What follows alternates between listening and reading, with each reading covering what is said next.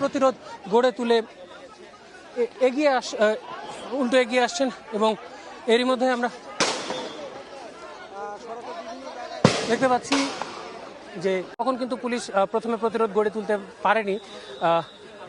সেই জায়গা থেকে সেখানেও এনসিপি যারা নেতারা যাদের প্রোগ্রাম ছিল তাদের জায়গা থেকে অভিযোগ করা হচ্ছিল। পরবর্তীতে পুলিশ সুপার নিজে কিন্তু ঘটনাস্থল পরিদর্শন করেন।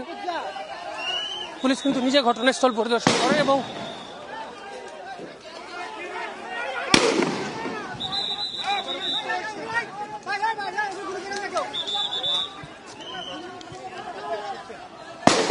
নিশ্চয়ই দর্শক আপনারা দেখতেই পাচ্ছেন যে কি একটা অবস্থা এই মুহূর্তে এখানটায় বিরাজ করছে।